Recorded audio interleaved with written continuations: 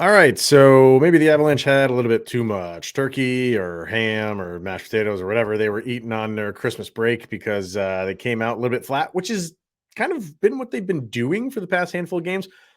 But in this 4-game winning streak, when they turn it on, they just completely took over.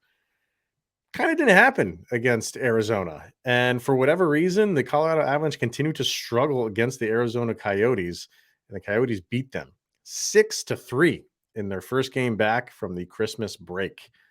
Kyle and I will break it all down. Another episode of Locked On Avalanche coming at you right now. You're Locked On Avalanche, your daily podcast on the Colorado Avalanche. Part of the Locked On Podcast Network, your team every day. What is your Christmas meal of choice? Is it the turkey or do you go ham? Because I mean, we just had the turkey about a month ago, so some people go a different. It's Is it ham. Yeah, we do the ham too. We do the ham. Yeah, you have to do the ham.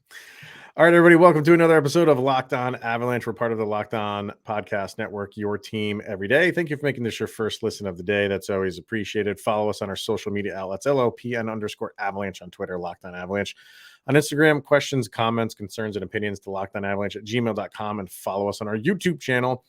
Over on YouTube, hit subscribe, get notified when a new show goes live.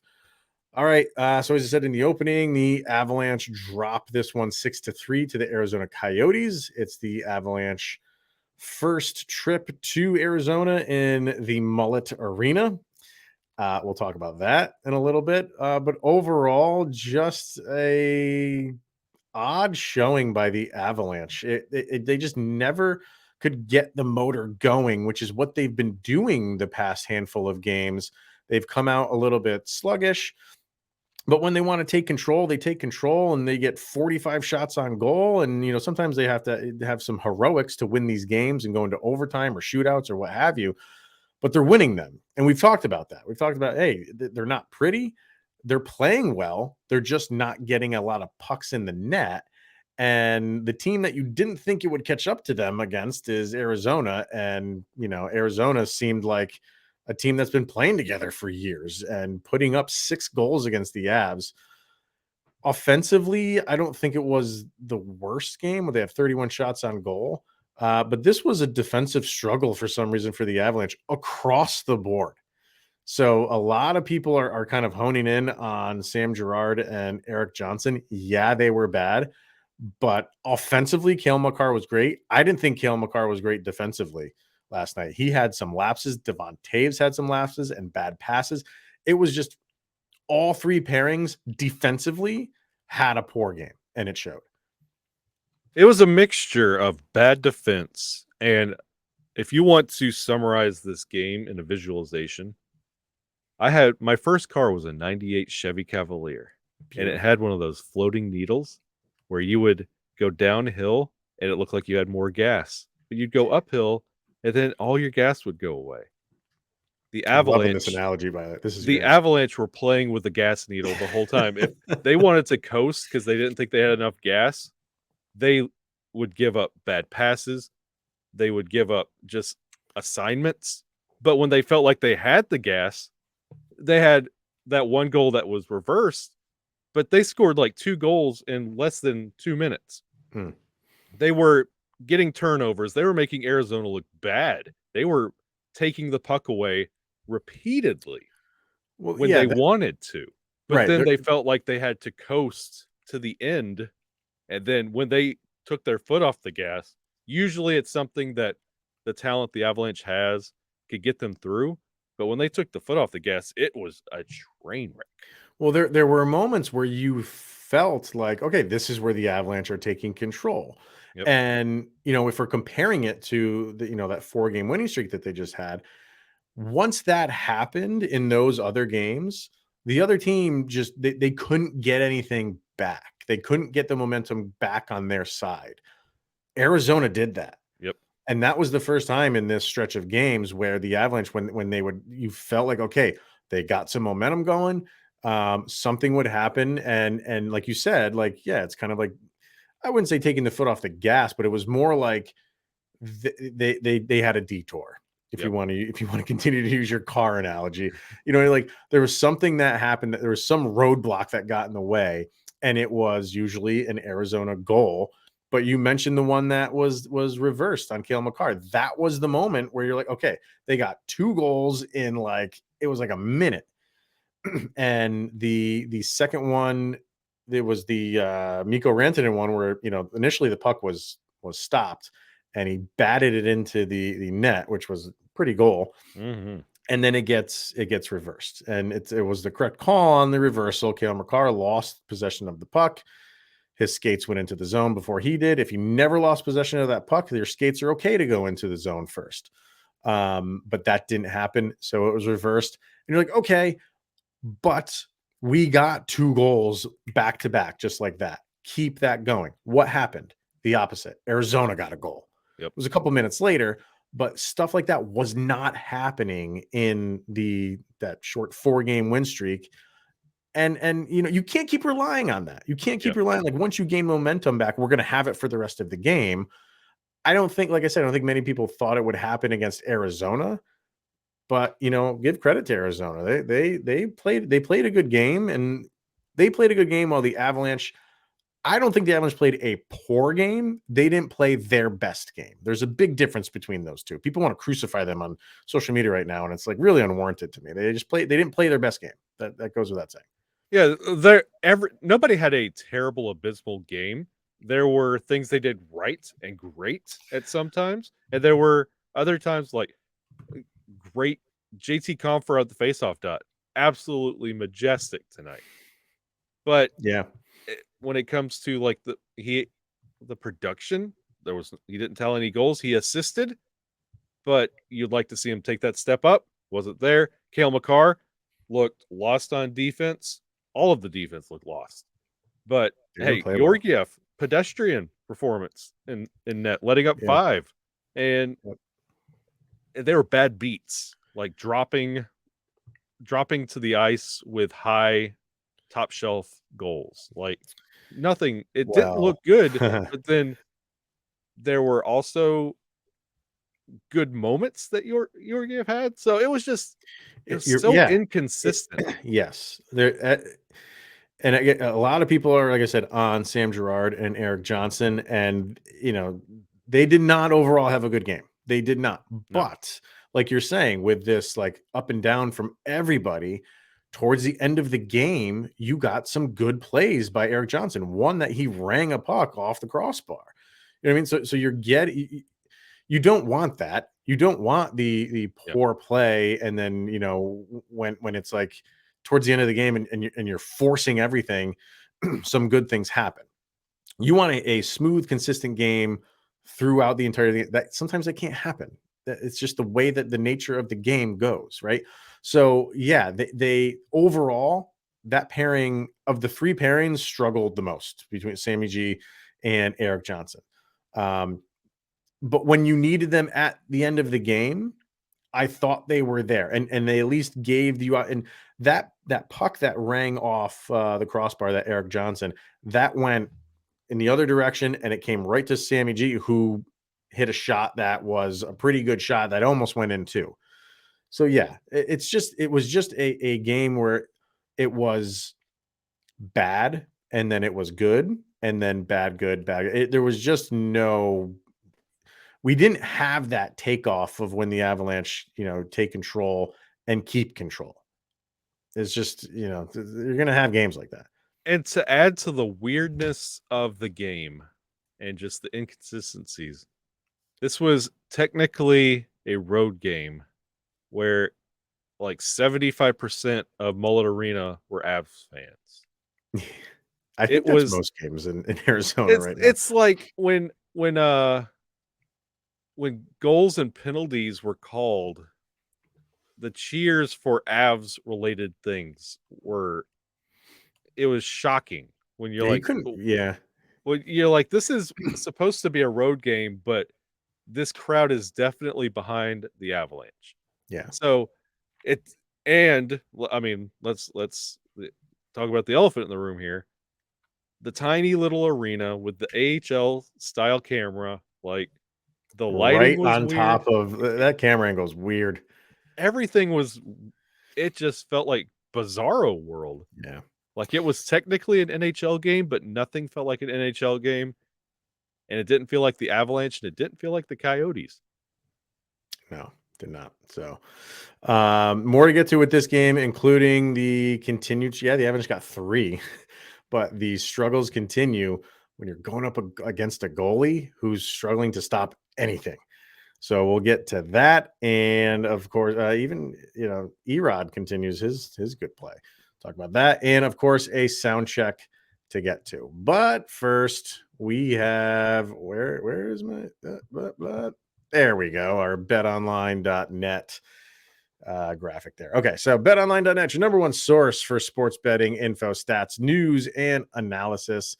You can get the latest odds and trends for every professional and amateur league out there, from pro football to the college bowl season to the basketball, if you want to call it basketball. I call it the basketball from The now on, basketball. just so you know. Yeah. And we've got it all at betonline.net, including who you think will be the next Denver Broncos head coach, because I've been told things are happening over there. Yeah, Kyle pointed to himself. You have Yep, much it's of me. a chance as anybody else. Yeah. If you love sports podcasts, and who doesn't, you can find those at BetOnline as well. We're always the fastest and easiest way to get your betting info. So head over to the website today or use your mobile device to learn more. That is betonline.net. It's where the game starts.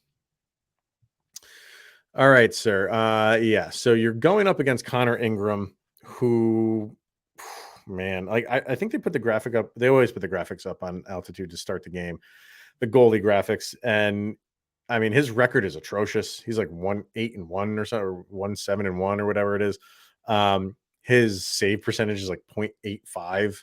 His goals against is like 4.5. Normally, But he's going to win the Vezina against Colorado. Yeah, you would look at that and just salivate if you're an Avalanche team. But this current crop of guys is just struggling, as well as Mikko Rantanen's playing, as well as Evan Rodriguez is playing in getting points and scoring goals. They're, as a team, struggling to do so. But you look at it and you're like, okay, well, maybe this is a game where they can maybe break out a little bit. I was expecting if he's given up 4.5 goals a game, I was expecting 4 or 5 goals. I'm just sorry. That's just what I was thinking. Like, this Avalanche team is still good enough to do that against Arizona. And yeah, you had the one called back, but even that one was fluky. You can't rely on a batted puck in midair to go in all the time. So once again, the Avalanche are kind of struggling to score goals. And in this case, it hurt them because they got behind. And when your team's struggling to put pucks in the net, it's going to show. And maybe you press a little bit more. And I don't know it's a combination of that. And why is every goalie that's going against the Avalanche right now, like you said, having Vezina-like games? And something else to lump in with that goalie performance, you talked about the goal that got reversed. Mm-hmm.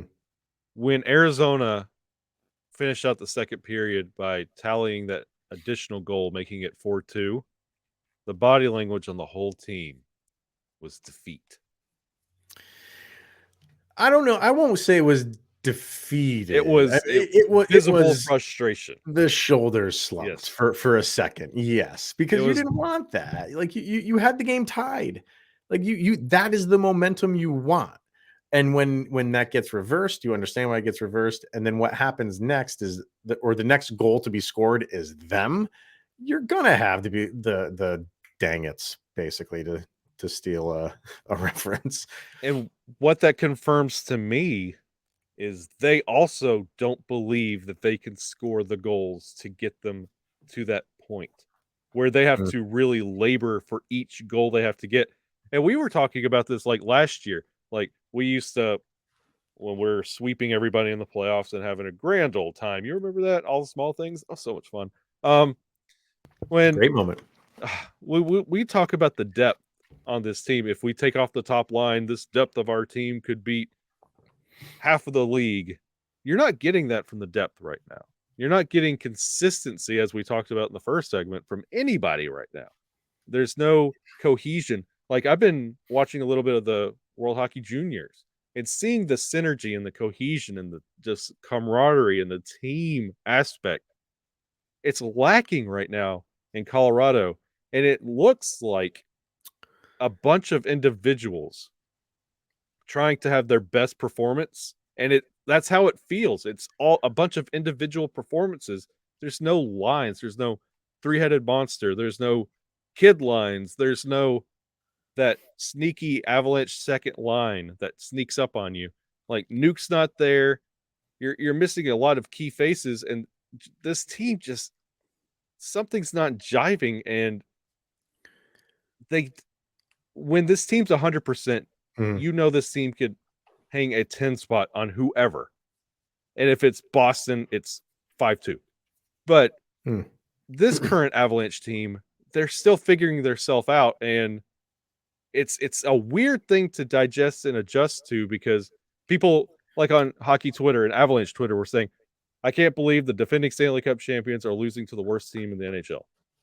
Arizona's not the worst team in the NHL. They're not the worst team in the NHL. I'm not making excuses for the worst team in the NHL. Like, we beat Columbus, but we've lost to Philly. So we've done this before. Those are two worse teams than Arizona, but it's so weird to wrap your head around.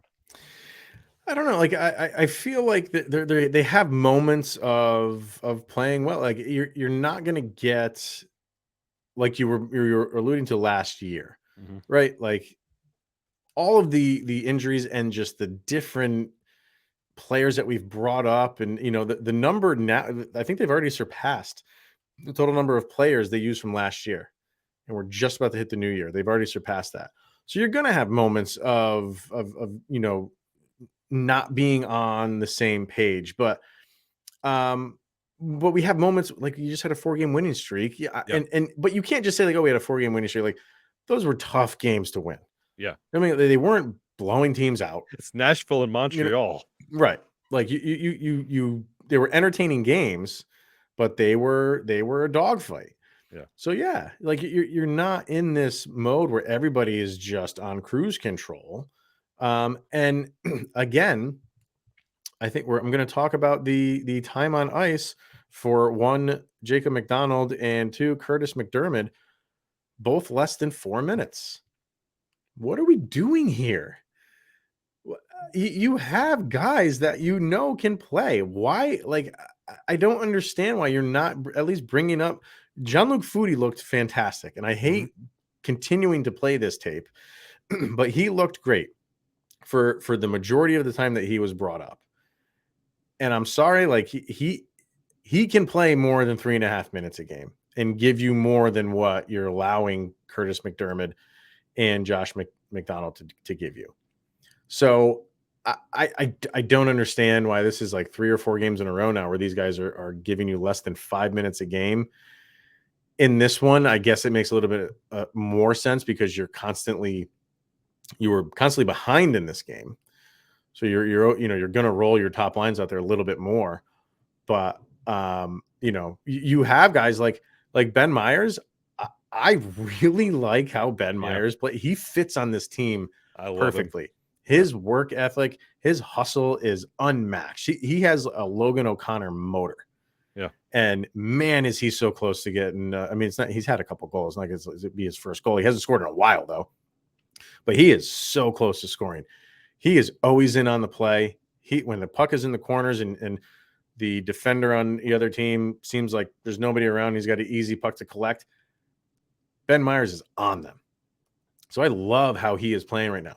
You'll get that in guys like Jean-Luc Foudy or even Sampo Ranta, like guys like that, like that you still need to work out and get the kinks out in the pro level. I know you don't want them learning on the job, but God, like if you're comparing them to time on ice for those two guys in McDermott and McDonald, how long can we do this? Like, I don't we're just going to wait until the guys that are injured to come back to take their place. I would rather see guys from the NHL come up and give you more minutes than what they're giving you. You got Mulligan, Bleed, Maltsev, Hudon. You have so many. Yeah. So many other options. Yeah.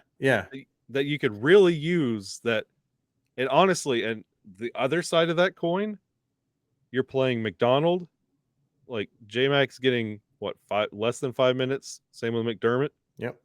What are you going to do when you break Makar and Mikko Rantanen? Now what are you going to do?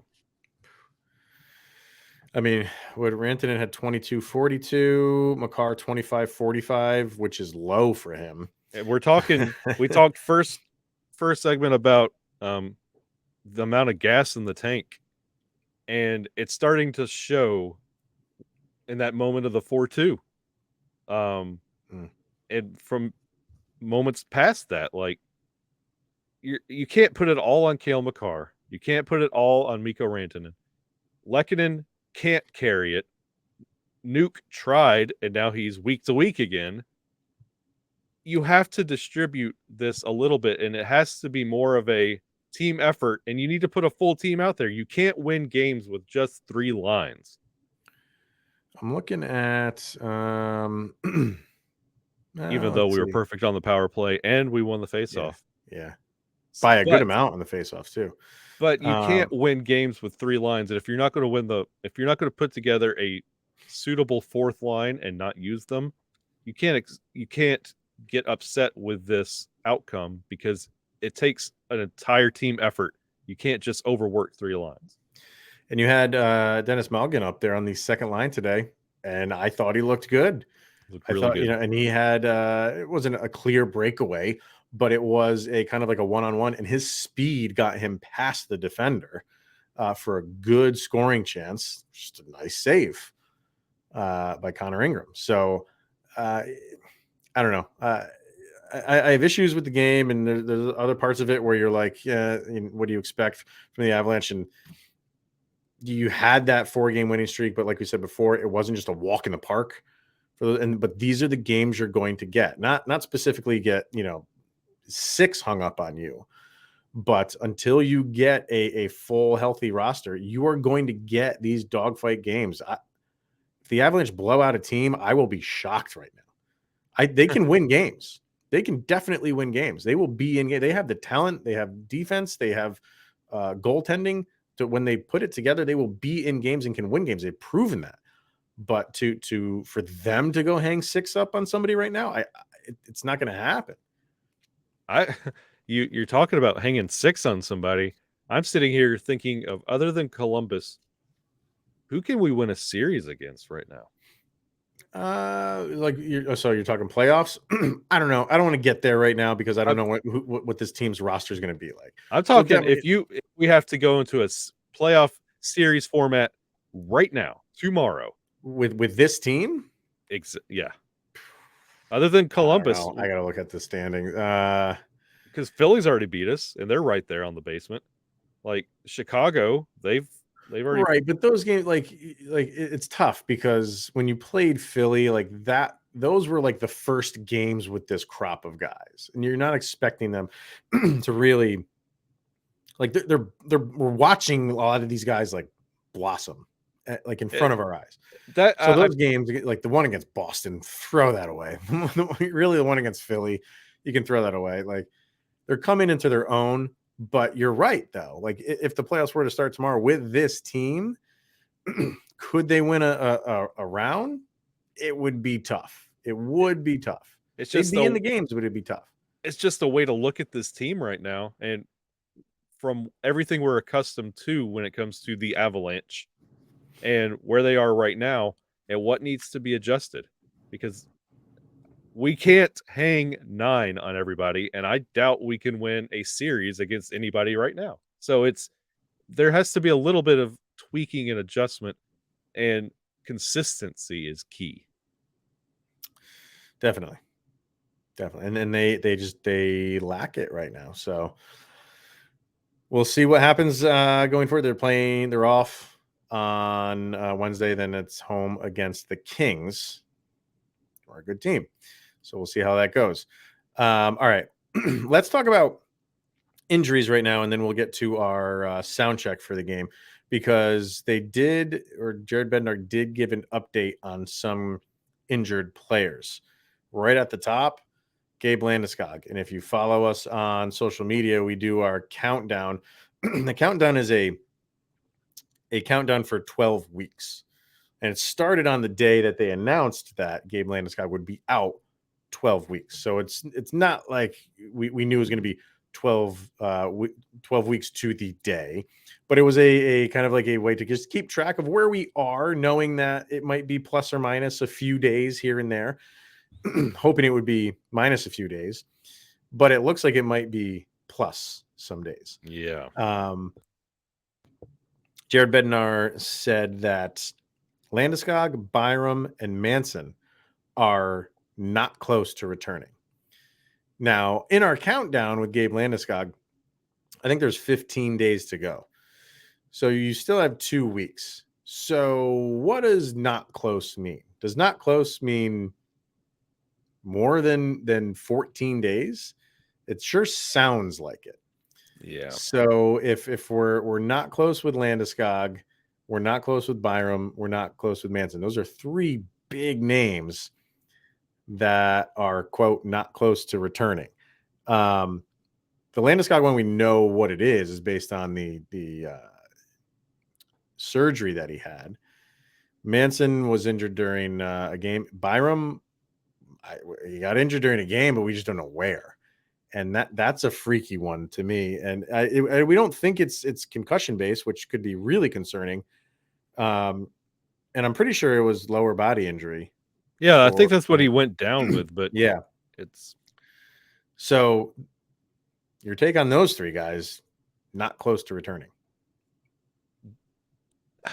I like how you said what is not close, because we still have maybe a week till January, and then they were saying maybe mid-January, so that's like, let's say 2-3 weeks away. That's Right. not close. Right. But the thing is, with Jared Bednar knowing the diagnosis for Landeskog was 12 weeks, and 12 weeks is in 14 days. For him to say not close, he could have said he's on track for what the 12 weeks is. So I'm thinking he's going off of not close to that, not to today. Because 2 weeks from today is not close in sports terms, and he's not close to returning to us tomorrow. You know what I mean? So, but he knows the timeline.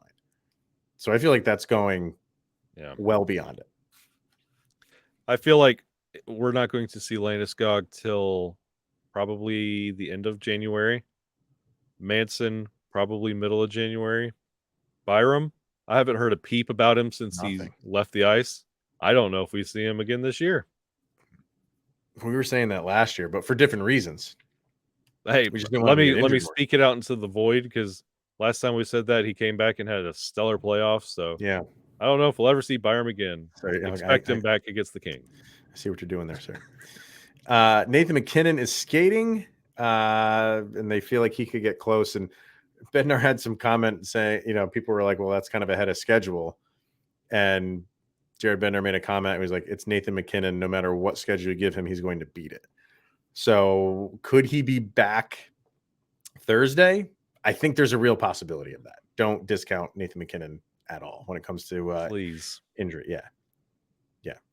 Helm, no timeline still on Helm, so we're still waiting for that. And Martin Kaut is now week to week. Take that for what you want. Oh, that production. And as far as Nichushkin, he's expected to miss a handful of time again. And Pablo Francouz was not the backup against Arizona. So he got a lower body injury. This is not sickness. He was out a couple weeks ago he was sick. I don't know if he had the flu or whatever it was. He was out for that game. Jonas Johansson came up to be the backup against Arizona because something happened to Frankie over the Christmas break. I don't think it happened during the last game. He didn't play the last game. So it's either happened in a morning skate or something where Frankie is out, and we have no timetable on that either. It's one hell of a season. I'm telling you what. I don't know. Heavy is the head that wears the crown. Yeah. So hopefully we'll get them back. Hopefully we'll have a full roster for one game, maybe the last game of the season that is for all the marbles. If the Avalanche are fighting for a playoff spot, everybody will be back for that game, and we'll score 9 goals. Oh, that'd be great. My daughter literally asked me the other day, whatever happened to that Landeskog guy? And I just turned to her and say, I don't know. I don't have an answer for you. I have no idea. All right, let's wrap things up with our sound check. Kyle and I will pick one song which we feel best summarizes the most recent game. You can follow this playlist over on Spotify. Just search LOA sound check. This is volume number 2. And right now we got the Avalanche losing to the Arizona Coyotes. What do you have for that, sir? This is one of the top 10 bands for me. This is Down, the lead singer Pantera. Song is Stone the Crow. If you've ever that one, sir, it's a very, very good song. The NOLA album, very good vibe to the song, but like just it starts out a bout of deep depression, can't seem to move it forward. My lying eyes lie awake, not sure what I'm after. This is the whole song. Mute the replay, watch the highlights of the game, and listen to this song. This song encapsulates the vibe of this Arizona game. So you're saying go Pink Floyd with Wizard of Oz? Yeah. On this game? Like if you play this game along with the Avalanche Coyotes game, it'll just go in time with the game. I'm sure the riff will drop about the time of the goal being overturned. Yeah, that's a good one. They're not still together, are they? Down? Yes. They are still together. Well, now that Pantera's back together. Right, that's what I was thinking. That's actually what this band was found. Like Down is because of the downtime. Yeah. When Pantera wasn't touring, Phil was in Down. The other half of the band is from Corrosion of Conformity. So it's like a kind of a like super group, but Down is because of downtime. When they weren't touring with their bands, they were playing in this band. Interesting. Cool. For me, I went to my tried and true Chris Cornell, probably their best album, Super Unknown, and I went with Fell on Black Days because whenever the Avalanche lose, technically, it is a black day, and whenever you lose to Arizona, and I hate taking away from Arizona, but it's a team you should beat, and for some reason the Avalanche just can't. They just have a struggle beating that team and competing with that team. So, and you just, things felt good going into this game. They really did. The 4-game winning streak, even though they were not, blowouts and on cruise control, you just like, oh, we can continue this, have a nice 5-game. First game after the break, you had some 3 days off and you fall on a black day. So going Chris Cornell, Soundgarden. What are you gonna do? You're just gonna live in misery. Good song. Like I'm like singing it in my head now. Like this is a really good pick.